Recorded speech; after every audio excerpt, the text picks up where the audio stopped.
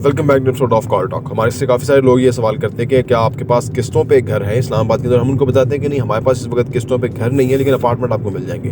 तो वो इस बात पे काफ़ी अपना इजहारे गुस्सा करते हैं कि यार किस्तों पे घर क्यों नहीं है। अगर आप किस्तों पे अपार्टमेंट दे सकते हैं, महंगे महंगे इलाकों में आप अपार्टमेंट बना के दे सकते हैं किस्तों पर, तो फिर आपको घर बनाने में क्या प्रॉब्लम आ रहा है। तो आइए इस पर बात करते हैं कि इसमें क्या प्रॉब्लम है।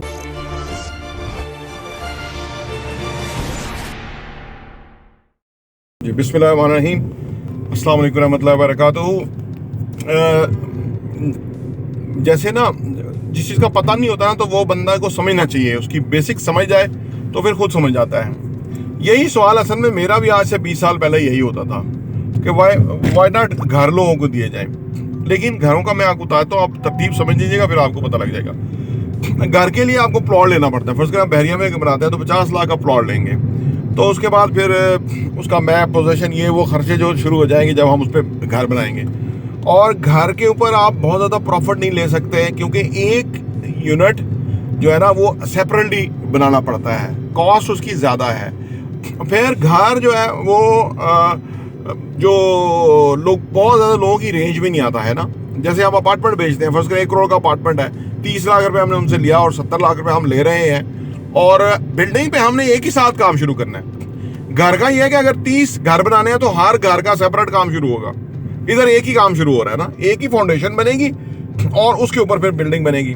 अब इसमें ना हमारे लिए कंट्रोल भी बड़ा आसान हो जाता है, और काम की जो वेस्टेज भी है वो कम होती है, और वक्त भी बचता है। और घर के अंदर जो है ना वो एक प्रोजेक्ट को आपको पूरा लेके चलना पड़ता है, ठीक है ना। अगर आपने फर्ज करें 4 भी शुरू कर दिए, तो इधर आप 50 यूनिट बना रहे हैं 4 के ऊपर, और वहाँ 4 ही यूनिट बन रहे हैं। आप देख सकते हैं ना। अच्छा, फिर आपको कुछ लोग पेमेंट करने वाले होते हैं, अपार्टमेंट में ये होता है, कुछ लोग डिले कर देते हैं पेमेंट, वो मामला चल जाता है। लेकिन घर की अगर पेमेंट डिले होगी और उसने पैसा नहीं दिया, तो फिर अगर हम अपनी जेब से लगा रहे हैं तो वो इन्वेस्टमेंट बहुत ब्लॉक हो जाती है आपकी, और बहुत सारे मसले निकल आते हैं। तो लिहाजा दैट्स द रीज़न कि जो प्रोफेशनल लोग हैं, कारोबारी लोग हैं, वो घर नहीं शुरू करते।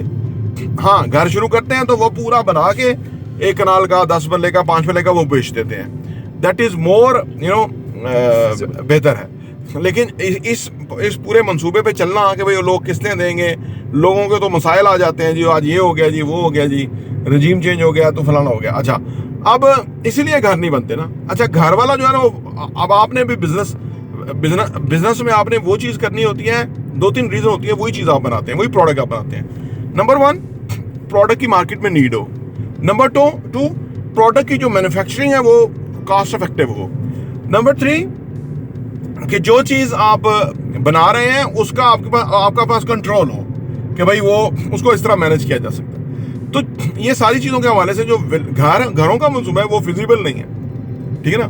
तो इसलिए अपार्टमेंट बिल्डिंग जो है वो ज़्यादा बननी है। दूसरी बात, और कस्टमर के पॉइंट ऑफ व्यू से भी वो चीप चीज़ें हैं, सस्ती हैं, वो भी बड़ी इजीली मैनेज कर लेता है। घर एक्सपेंसिव है, डबल कीमत पे घर पड़ जाता है। तो इसलिए और फिर जो भी बंदा आमतौर पे इंस्टॉलमेंट पे चीज लेता है ना, उसके पास पैसे नहीं होते। तो अब शुरू में अगर 70 लाख रुपया देना है तो वो डबल हो गया, और 30 लाख रुपए देना है तो वो हाफ से भी कम हो गया। तो अपार्टमेंट की तरफ लोग चले जाते हैं और घर की तरफ नहीं चले जाते, कि पैसा वहाँ उनको भी ज्यादा देना पड़ता है। कि अगर 70 लाख रुपया एक जगह देना है, करोड़ रुपया देना है, तो इस पैसे में आप कोई रेडी कार भी ले सकते हैं, कोई और भी चीज़ ले सकते हैं। तो फिर आपका बिकने का भी प्रॉब्लम हो जाएगा, चीज़ें बिकेंगी भी नहीं अगर बिल्डर को इस तरह करेगा। तो काफ़ी सारी चीज़ें हैं, इसी वजह से मार्केट के अंदर जो है वो लोग घर नहीं बना रहे और ज़्यादा अपार्टमेंट बना रहे हैं। प्रॉपर्टी टीवी देखने का बहुत बहुत शुक्रिया।